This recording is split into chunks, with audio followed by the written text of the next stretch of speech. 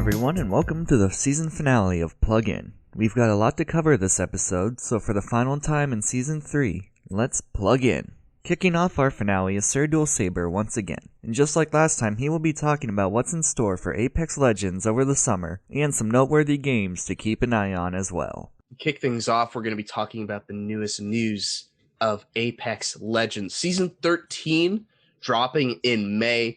We've had 2 release trailers. One is the launch trailer that came out this Monday. It's a new trailer that reveals our newest legend, Newcastle. He's been rumored for a couple months now, but now he's like officially there. And it's kind of funny the way he's revealed. He's just kind of at this party. You see him, he's just like, oh, suddenly new guy, wow. But with that trailer, we see new updates to the Storm Point map, which was introduced in Season 11. That'll have new structures, possibly a new AI, new points of interest around the map. So pretty exciting updates there. And then this Thursday, the 28th, came a Stories from the Outlands.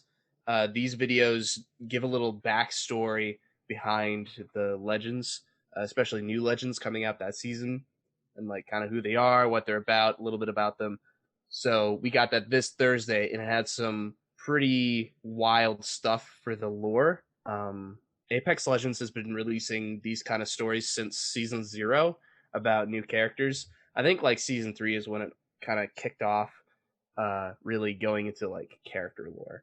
But really exciting stuff that we're seeing about Season 13. Have they teased anything of like a main focal point of the season aside from the new legend? Like, have they said anything about like potential events that will occur throughout it, or if there's going to be more people introduced as it goes on, or things like that? Yeah, so with this season, it's kind of like the driest in terms of new content right out of the gate. Like this last season, we had a brand new legend and a brand new gun. Or no, I don't think that's even true.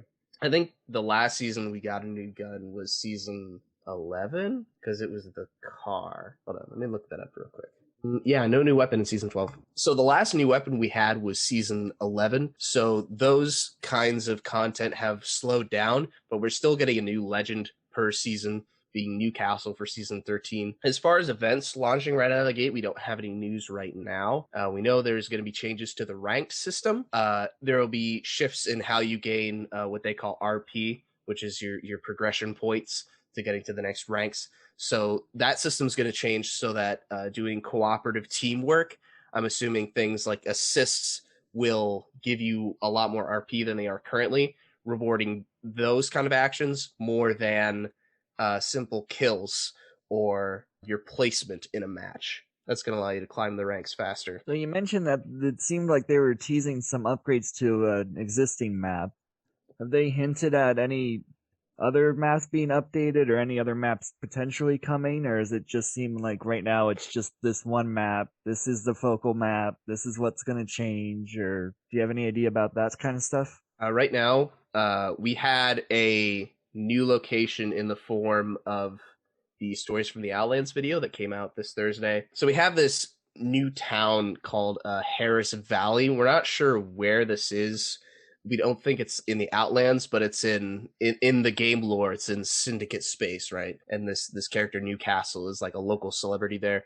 So I don't know if we'll get like a map location there, or if that's just a scenic backdrop, kind of what we've seen with other characters and where they live, their kind of backstory. But that's the only location that we've seen thus far that is separate from the Storm Point map and the updates to that.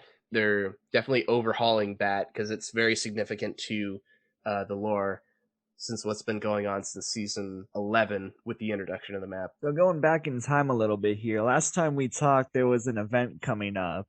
Like, were you able to play some of that? Like, do you have any post-event thoughts on it? Like, what could have been improved, what you thought went great, etc.? Yeah, so the last event was the 3rd year anniversary for Apex Legends, the game. It was pretty exciting. 3 legends were unlocked for free if you played during the time of the event.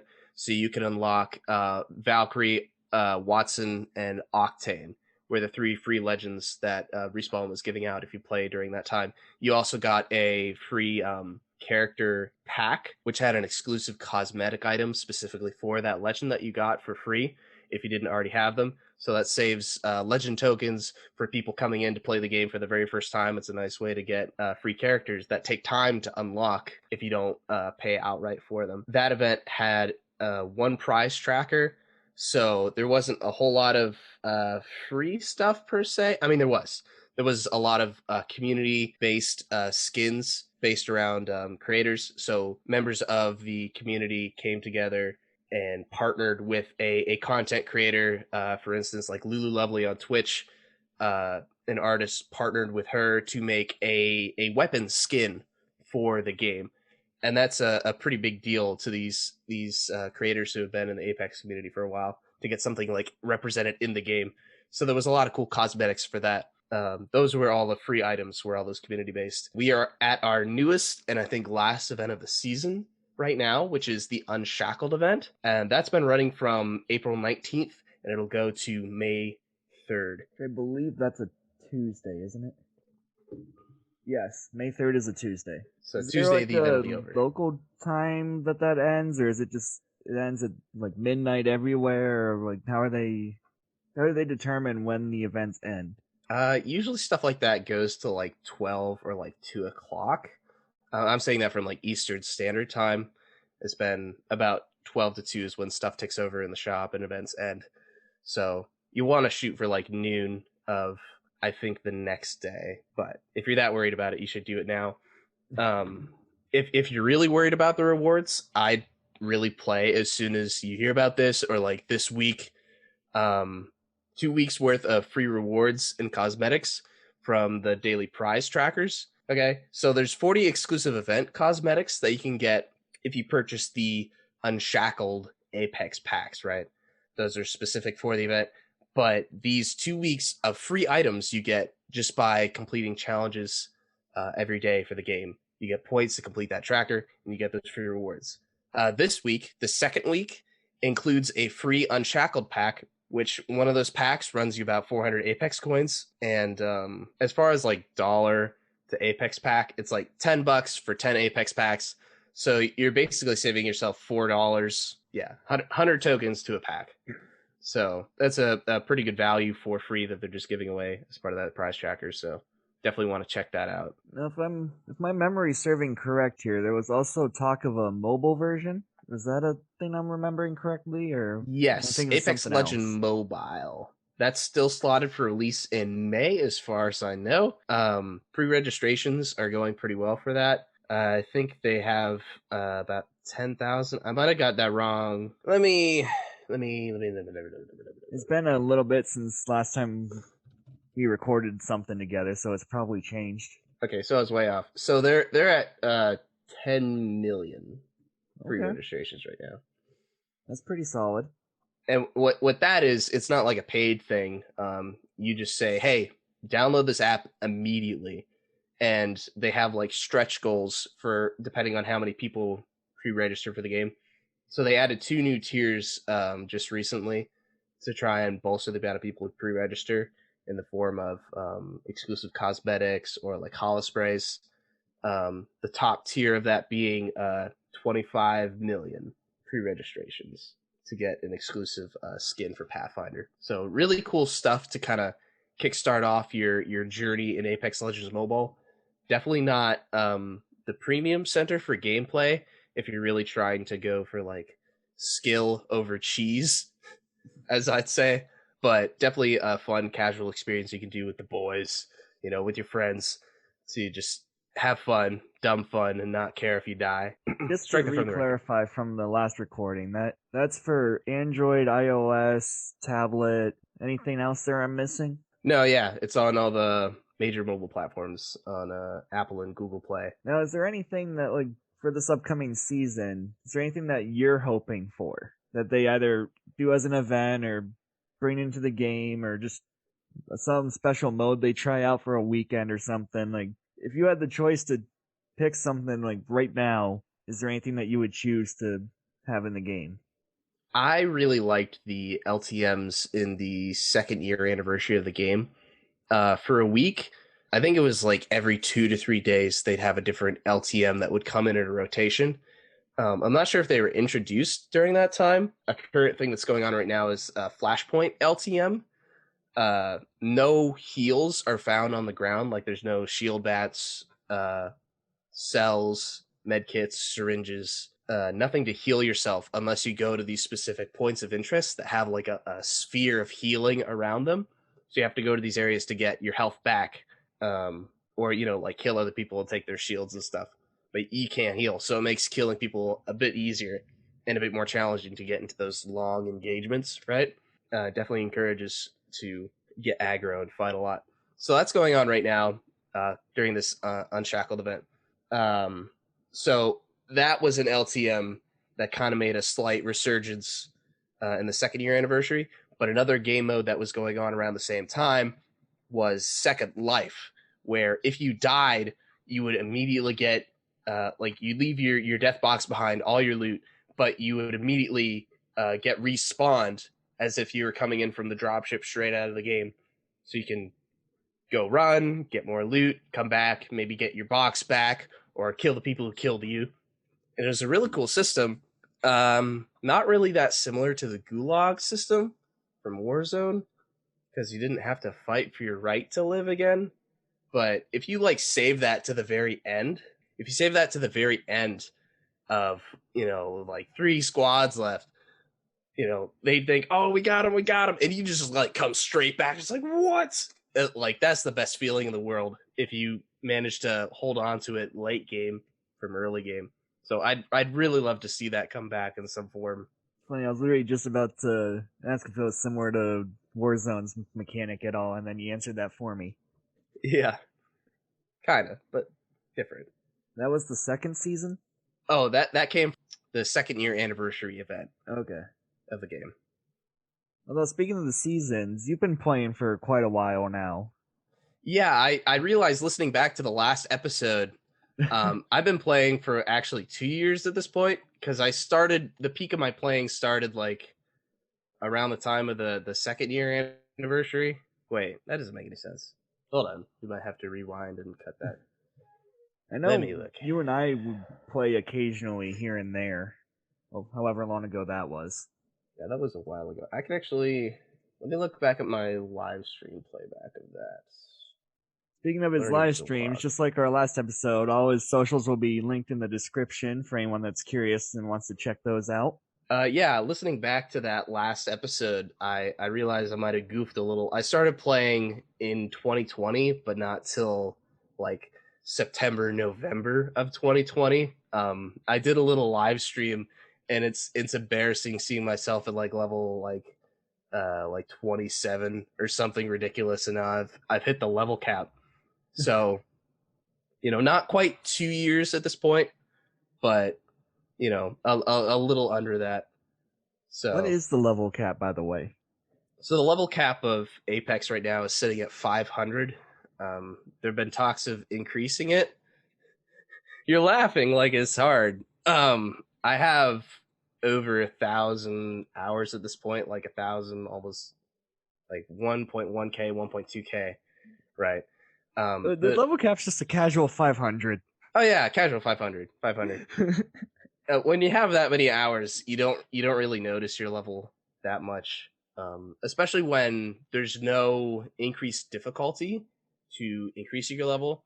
So I think in like Warzone and Halo and stuff, the amount of XP it takes to level up increases as you go. With Apex, it stays the same.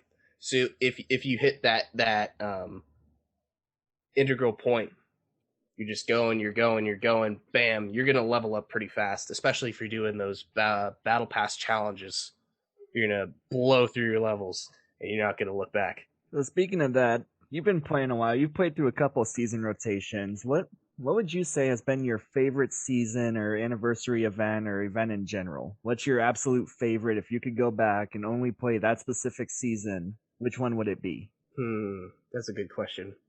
Probably season 8, I want to say, even though it hurts a little bit. I think Olympus was out of the rotation at that point.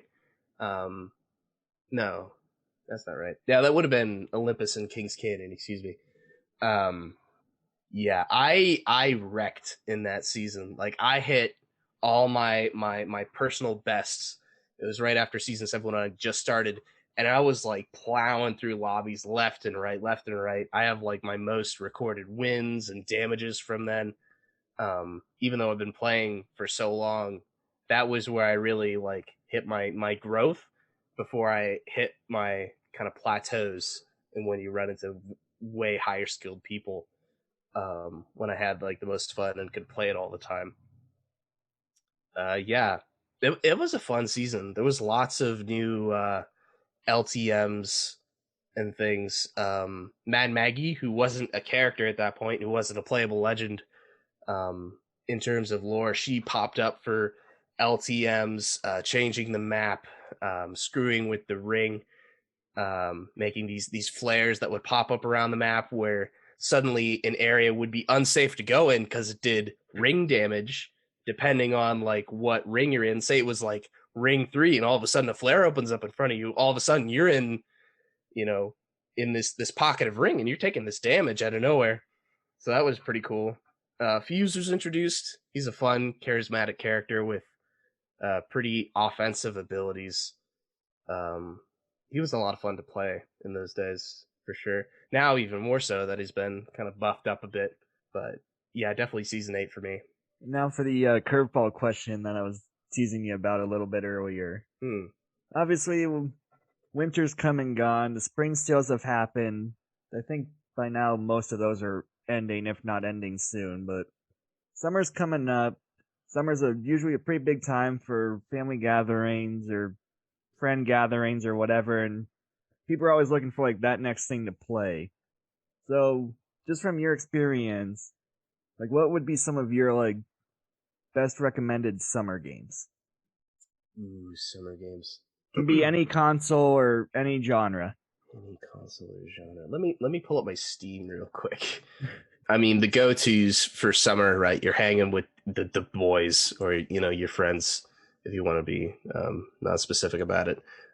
Your Smashes, your Mario Karts, like those are always fun party games. Jackbox games have been really important to me recently, just because it brings everyone together through their devices, and that's not something that you can do a lot of the time.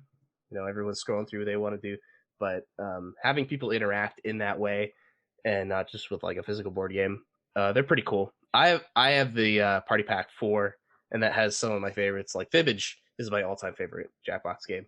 That one is always a hoot to see who can like guess the right trivia answers and who you can fool with your wrong ones. Like it's a blast. It's a blast. They're also for family too. It's not all just friends or whatever.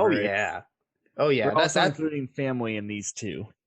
That's one you can play with the fam as long as you're, appropriate with it, right? Watching your language around your mother, but for sure.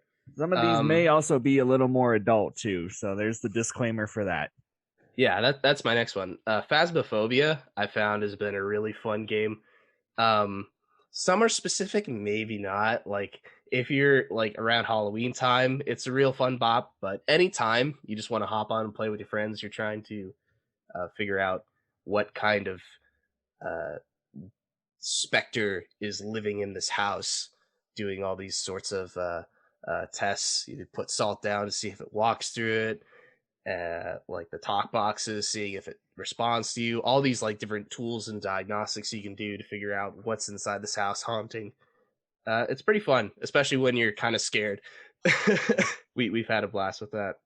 As far as my single player recommendations for summer when it's hot and you just need something to do, I'd recommend Lego Builder's Journey.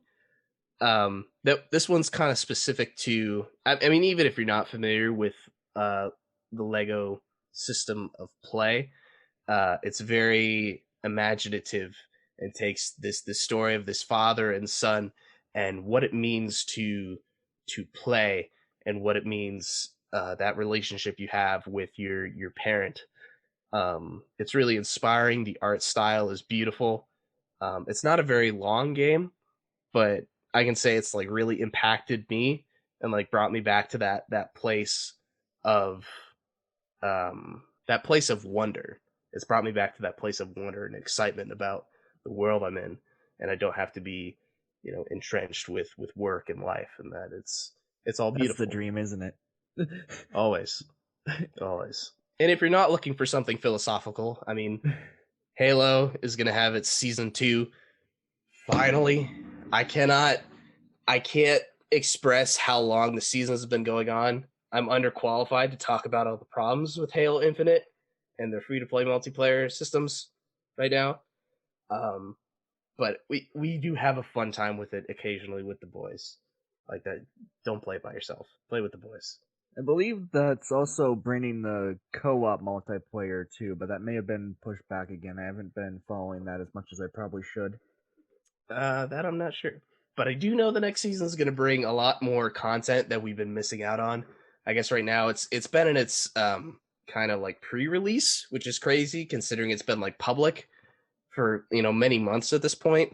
But it's like really in its like final stage of like beta development, and now it's ready for like its zenith. It's season 2, or maybe they'll rebrand it season 0. I have no idea. But that'll be one to watch to see if they can fix those problems that we've been complaining about for a couple months now. And of course, if I'm going to recommend anything for the summer, this newest season coming up, season 13, Apex Legends. I know I'm a shill, but man, those mechanics hit really good. I mean, obviously those are some pretty big names. Have there been like any like lesser talked about games that you've been recently discovering or playing, or is it just, I mean, there's nothing wrong with the big names, don't get me wrong, but like, is there like a hidden gem of sorts that you've found recently? Oh, you know what's super obscure that I've been playing a lot? A little game called Slay. I don't know how many people know about this. It's one of those strategy games kind of similar to Risk, where you're trying to take over the whole board as your color. There's very specific movement and character upgrades that you can make. It's very simple but very complicated at the same time to try to wrap your head around. But it's a really fun strategic game. It's kind of hard to find the original game. Let me direct to website. There is a version on Steam if you want like the modern one, but I think you can still find it. Yeah, if you go to if you go to windowsgames.co.uk /slay, you're gonna find Sean O'Connor's games, and it's like for 2007. Like, it looks super basic and like super sketch, but it's just a guy's work, and it's a really cool, simple game that you can just it's a time waster basically, but it's really fun. I've enjoyed that a lot. I've been playing that pretty consistently. Is that on Steam like exclusively, or is that on other things as well? Like, where can people find that at? No, yeah. If you search Sean O'Connor's games, it should come up under windowsgames.co.uk. That has like a list of his games, and Slay is on there. That's where I got my copy from. A YouTuber I was watching happened to be playing that game. It was like, oh, I want to play that game. So I followed the steps, and that's where I went. That's the version I play. There is a version on Steam for like $10. I haven't played that one, so I don't know what it feels like. I think it has a lot more like cosmetic options, like you can change how things look around, but definitely recommend checking it out, whatever platform you can find it on. Well, thanks for taking the time tonight to record this with me. It's great to have people on, especially to cover things that even I may not know about. Yeah, no problem. I love talking about games. SirDualSabers' YouTube, Twitch, and Twitter accounts will be linked in the episode description for anyone that wants to watch him stream Apex Legends and various other games. However, he isn't the only guest coming on this episode. I would also like to welcome back Brandon Eschborn, onto the show once again to cover what to expect in Pokemon Go for May as well as this year's version of their big Go Fest event. So, Pokemon Go has been having a lot of interesting changes and events that are occurring. Interesting can be however you take it. The first major thing that came around was they finally decided to change Mega Evolution, and I'd argue it's for the better. So now instead of you have to spend energy for every single Mega Evolution no matter when you do it, you get one free one every so often, and then if you have to do it again in that cooldown period, you still have to pay the energy from before. Costs I've noticed are reduced for this, by the way. My Mega Pidgeot only requires, I think, it's 6 or 8 for repeats now. From what I understand of it, it decreases until it gets back down to the 0 for the free. That makes sense when I saw 39. Okay, that makes more sense. So like a steady decrease, sort of like what the home transporter thing is. Yeah. I found out from a couple different experiments that's a lie. That's neither here nor there. Okay, so anything to add on for that? There is a new one they debuted with the changes too. Oh yeah, Mega Kangaskhan is actually it's live right now. We're supposed to have a raid day for that tomorrow morning, actually, at the time of recording. Yeah, it's 11 to 2 local time on May 1st, if that dates the timing of this video anyway. Should be noted, according to the blog, that there's 5 free passes, not remote ones, and supposedly boosted shiny Kangaskhan chances, but we'll see on that when reports start coming in. Yeah, the 5 free passes, I don't think they're going to mess it up. And the shiny rates, I'm honestly partially expecting them to mess it up. Honestly, I am. I'd love to be proven wrong, of course, but knowing their track record, it's very possible. How long is it? Doesn't say in. No, it said in the May blog how long Kangas for. Till the 3rd. I think it's till May 3rd.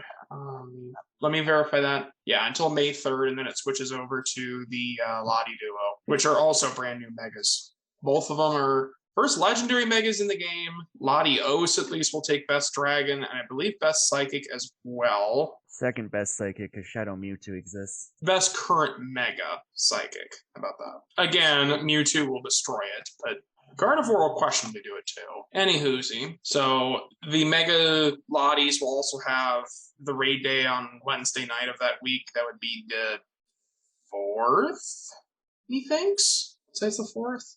Yeah, it's the 4th. Those will be our raid hour for Wednesday night. So I'll be marching around and having fun with that down here. Should also be noted there is an event starting alongside the debut of these two as well. Yep, soaring to new heights, although new heights of what, I don't know. So we are going to have, of course, our Megas, Mega Lotties.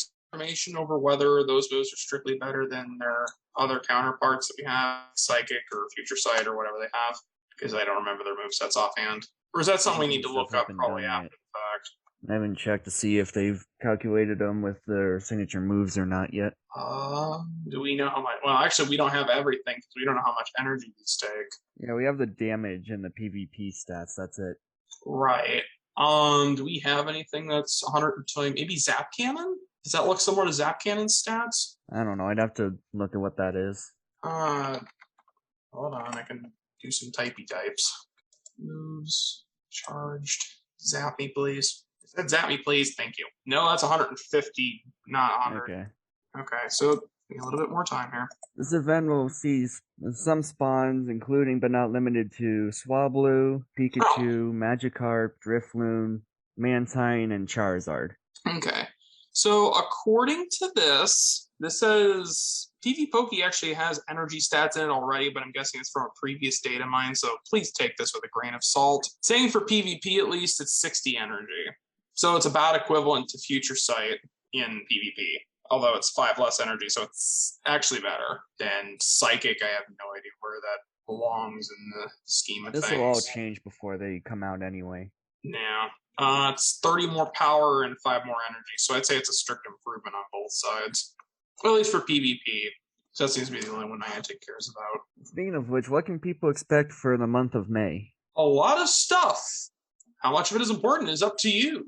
We've already discussed the first 2 events, and of course we have Theory and Landorus will come out. Best ground attacker in the game, although the flying type is not the best because they don't seem to think about a lot of things. Mega Kangaskhan, Mega Latios, that pretty much covers us through the 10th. Starting on the 10th, we have the introduction of Tapu Fini, which rounds out the Alolan Guardian Quartet, finally. It's going to be your PvP one. It's the defensive one of the 4. There's a reason why people in VGC use it a lot. It's annoying.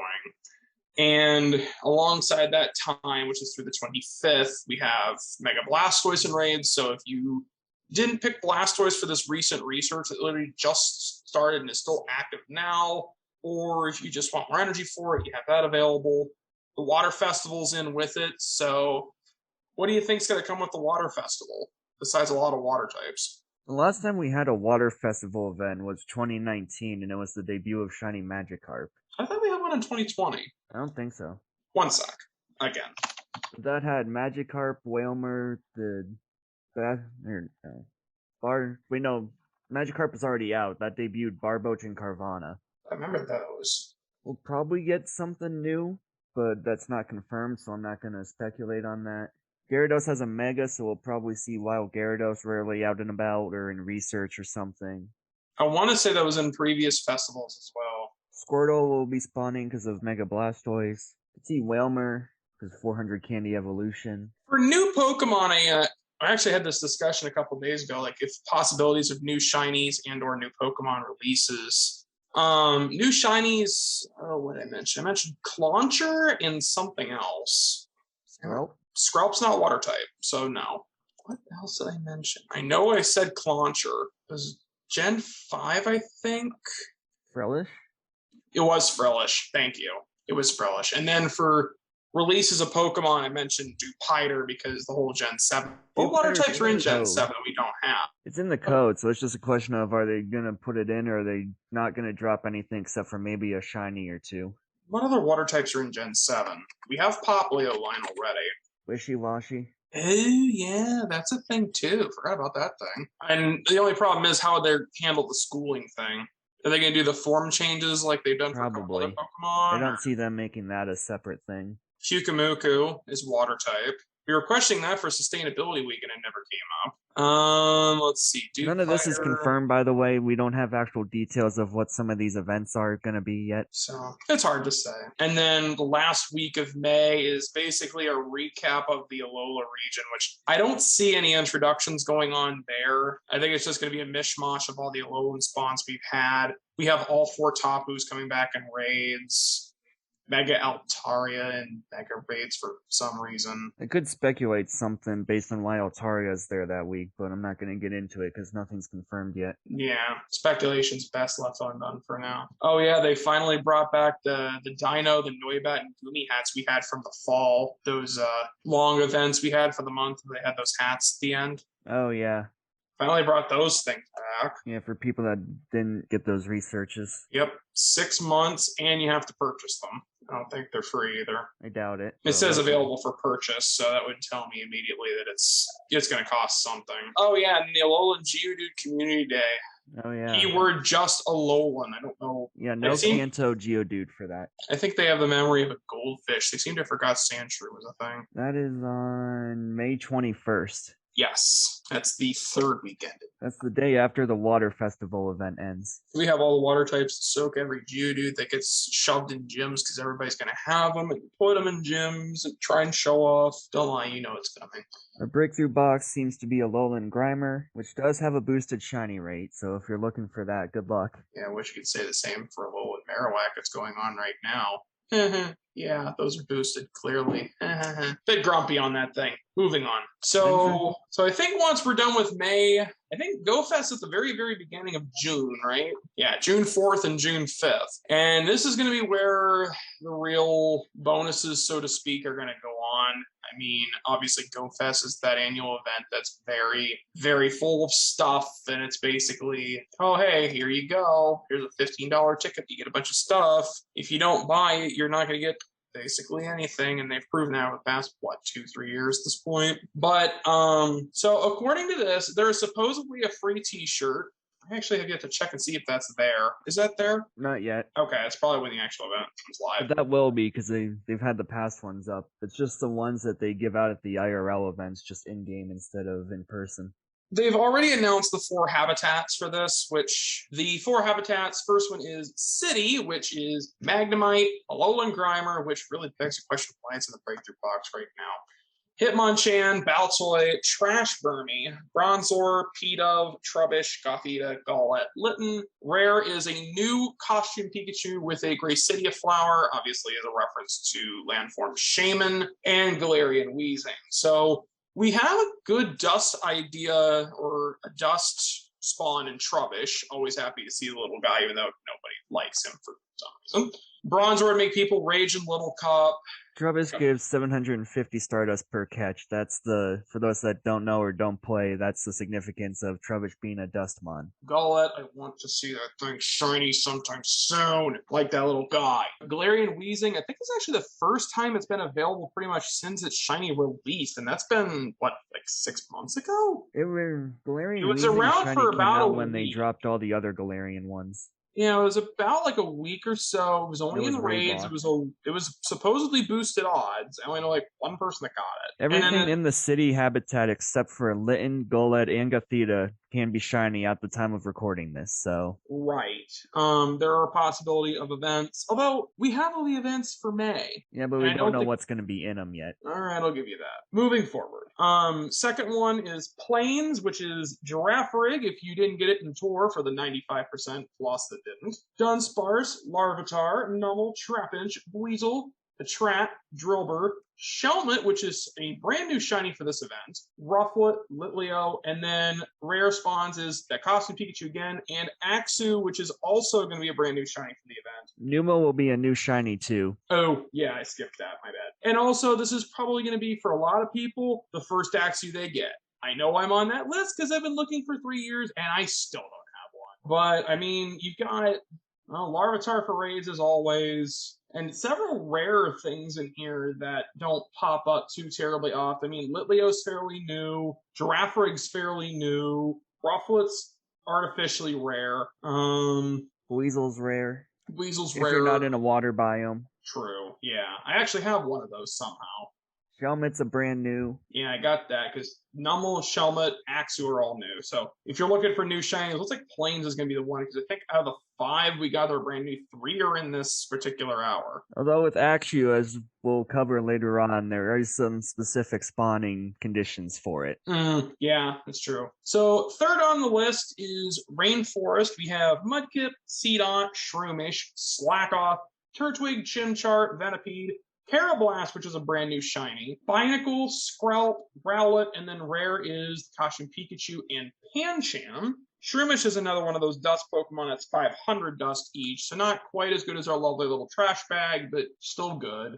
And a brand new shiny to hunt for as well, so even more reason to catch Shroomish.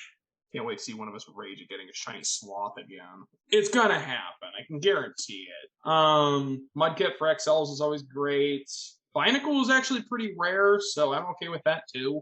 I just got my Barbaracle recently, and that's because I have rare candy sitting around. I only needed 8 more, so I had over 40. There's a couple rare things in Rainforest, but the ones that truly go for are Mudkip, Shroomish for Dust and New Shiny, and Carablast for New Shiny. Oh yeah, Shroomish is new too. Boy, I really cannot think or count it all today, can I?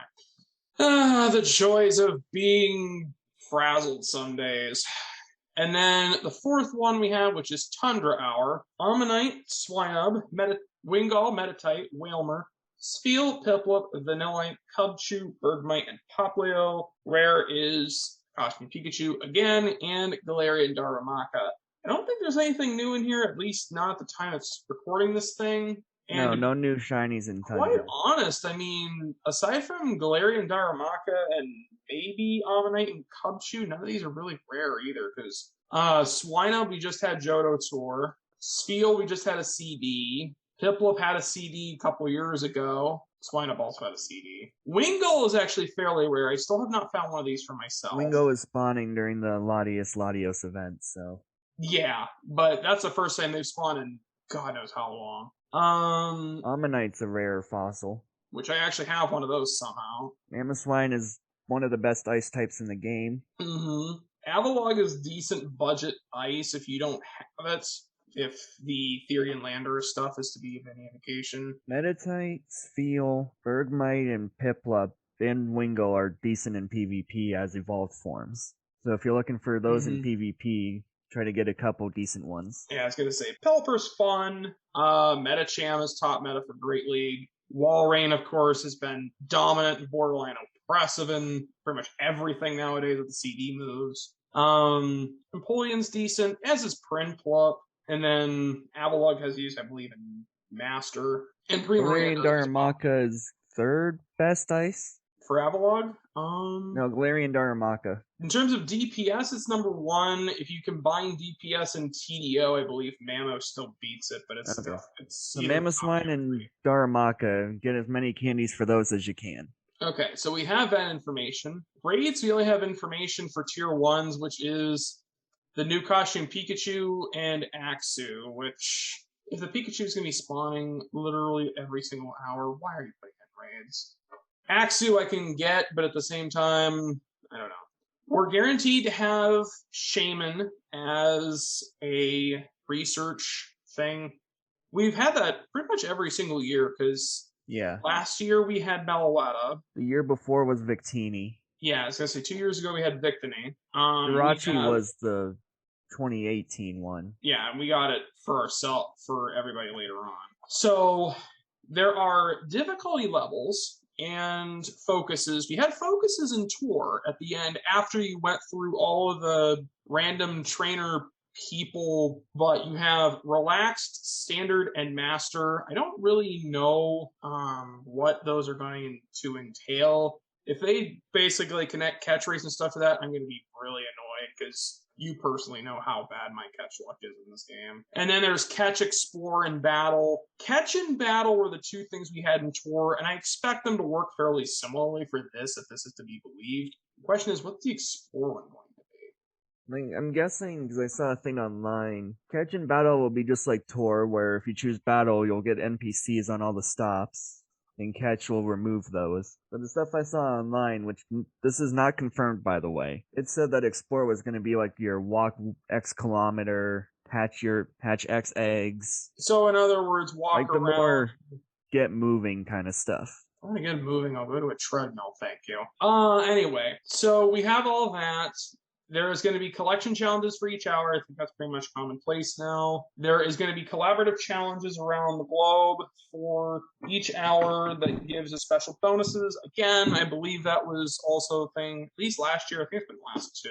And then we have the introduction of Unknown B for the first, Shiny Unknown B for the first time in this event, which I really, really hope they don't make it full odds like they did with Johto Tour, please. That was such a pain. For city, for incense attractions, we have Galarian Weezing, Clink, which I believe is the first time we've ever had Wild Clink. Yeah. And then Unknown BGOU. B is the only new shiny, and those 4 will be for all 4 habitats, so as to not repeat myself. Plains will be our 4 unknowns, plus Torkoal, which is the first time I believe we've globally had Torkoal as well. I know it was in a Safari Zone a couple of years ago, but beyond that, it's basically not accessible. And then Axew. Similar will be for Rainforest because Tropius is in there. Now, I know Tropius has actually got a pretty decent amount of use in Great League as well. It's actually really disgusting if you have one. Although those last words, if you have one, is the important part. And then also Pancham. And then Tundra, we get Galarian Mr. Mime and Darumaka. And then, of course, our unknowns. So, yeah, that's fun. And then day 2, I believe, from what we've gathered out of it, it sounds like it's going to be something rocket-focused. So we have the challenges will come back. There's supposed to be a new T5. There's speculations abound. The main 2 we have heard, at least, is Zygarde, which people believe has been spotted in the main promo picture. And then because UB translates to Ultra Beast, there's questions of Nihilego coming as well, which that'll be interesting considering there's been a lot of connections to Aether Paradise, but we'll get to that in a little bit. Every spawn will be across the whole time, although I believe the shiny rates will not be boosted like this for the first day. I'm expecting the shiny rates to be kind of like what last year was. Like, they're way better on Saturday, but like 1 in like 200 or whatever they were for Sunday. Yeah, I was gonna 'Cause say they were still boosted, but it wasn't as boosted as Saturday was. Saturday was something like what, 1 in 80, 1 in Something like 100, that, yeah. around there. I mean, last Go Fest, I mean, I hope I don't have a repeat of let's get 6 Whismers. Still cannot believe I managed to get 6 Whismers. That was ridiculous. That'd be like walking up to this event and be like, oh, hey, here's all these brand new shinies. Here's 5 shiny Shelmets for you that nobody's going to want aside from Shiny Dexes. Have fun. Although, in all fairness, though, another one for PvP, speaking of those, Escavalier is good. And I forget that. I have one. I was going to say, I have a lucky one that I've used, or at least tried to use in Ultra League, but it's not the proper really good stats. in Ultra League. So I could use a better one, and I know it's... Unless you face a fire type, it pretty much walls everything. Well, it does get Droll Run if they don't expect that, but that's about it. Doesn't help against the Charizard or a Talonflame. That's why you look directly to its right and see the binacle. It destroys everything. So, did I miss anything? Any thoughts on this from you? It does say on here that on Sunday the 5th, you'll get double components for beating Grunts, because you normally only get 1.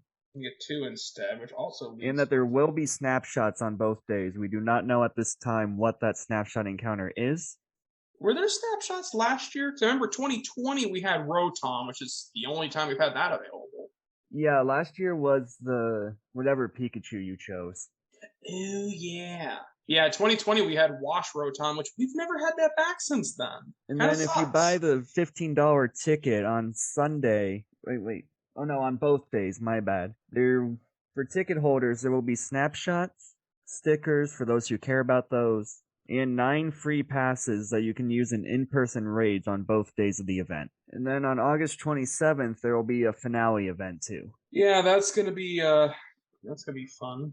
I don't know what that's supposed to be. We don't have any information. And then of course they have a giant box on how to buy the thing, and that's really, really it. Oh, there is also some unique in-person events that they mentioned. They have Berlin, so German folks will have it July 1st through July 3rd. Seattle and Washington, the United States, from the 22nd to 24th of July. And then in Sapporo, Japan, from August 5th through 7th. I have no idea what these entail. I'm nowhere close to any of them. Who cares? And you do not need to go to those in-person events to play. Everything that we've covered that's happening on the 4th, 5th, and 27th is global for everybody. Right. And if I may be completely honest, I mean, I visited Seattle at least, so I have a feeling I know where that's going to take place because they have the city center where the Space Needle is and everything, and the Chihuly Museum. I'm going to guess it's probably there. I didn't look at where any of the park locations were. Does it actually? I don't think it actually says. And then this finale thing, if you purchase the main ticket, it looks like you get the extra thing and no extra charge. If you do just the finale one, it's an $11 ticket, which that's kind of ridiculous for just the finale one, but that's also just me. Yeah, the $15 ticket gets you Saturday and Sunday, the 4th and 5th of June, and the 27th finale event. See, it might as well the other ticket is just the finale event. You might as well get the whole thing then, which that ticket is in the store. It was taken down, and it's back up and running and has been for a few days now. And just like every other purchasable thing in this game, the GoFest ticket is non-refundable. And obviously it's $15 for us here in the US.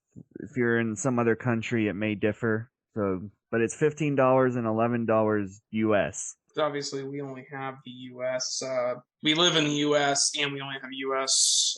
Prices on here. I've heard there's been a lot of predicaments with some other countries with that, but of course, I'm not as familiar with that, and I'm certainly not going to say I know about that. Anyway, any other thoughts for this? That's pretty much everything they've announced at the time of recording this. Yeah, I'm sure there's going to be more drips throughout the month of May, like, oh, hey, here's this extra stuff.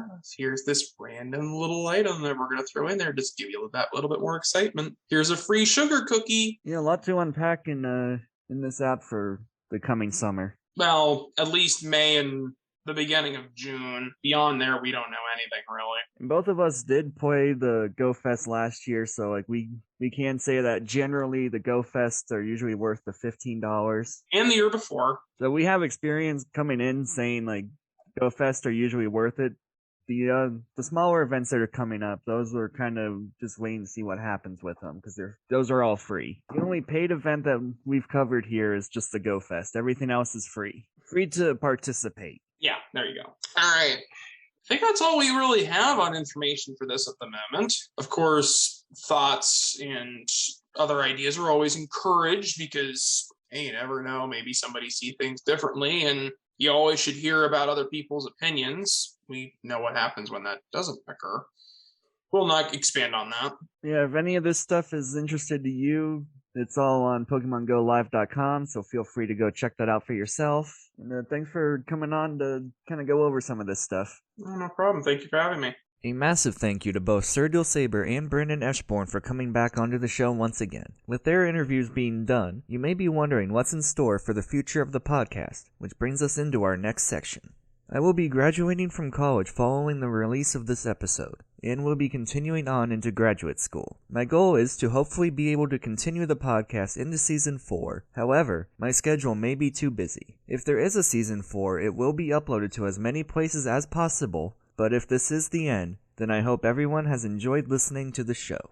My YouTube and my Twitter account will both be linked in the description, and they are the best places to follow for updates on the podcast. I will be making any announcements on both of those platforms, and speaking of my YouTube channel, when this episode is posted, I want anyone listening to go onto the video and leave comments for games or topics you would like to potentially see covered in future episodes. They can consist of PC, mobile, Switch, any other console like the Xbox or the PlayStation or the Steam Deck, etc., but they are also not limited to those. If you want to see it potentially covered in a future episode, then leave a comment on the YouTube version of this episode. And just for extra convenience, I will be trying to make the YouTube version of this episode uploaded around the same time that this goes live everywhere else. Now once again, I want to thank SirDualSaber and Brandon Eschborn for coming onto the season and helping me conclude what's been a great adventure. I also want to thank every one of you for listening to all these episodes from the start of Season 1 until now. This podcast has been a blast to create, and it truly means a lot to me that you guys choose to listen in your busy days. I hope everyone has enjoyed the episodes and has potentially discovered a new game or two from listening. Like I said earlier, subscribe to my YouTube channel and follow my Twitter, which will both be in the description below, so that you are up to date on the latest regarding Season 4 and any other major updates regarding the podcast. Make sure you're following both as well, as there may be things I post to one but not the other, and vice versa. Thank you everyone for coming on the journey through each season of the show with me. My name is Cade McChesney, or Duke1782 depending on where you are listening from. Have a great summer. There's a lot of exciting things coming in the world of gaming, and for the last time this season, goodbye, and as always, happy gaming.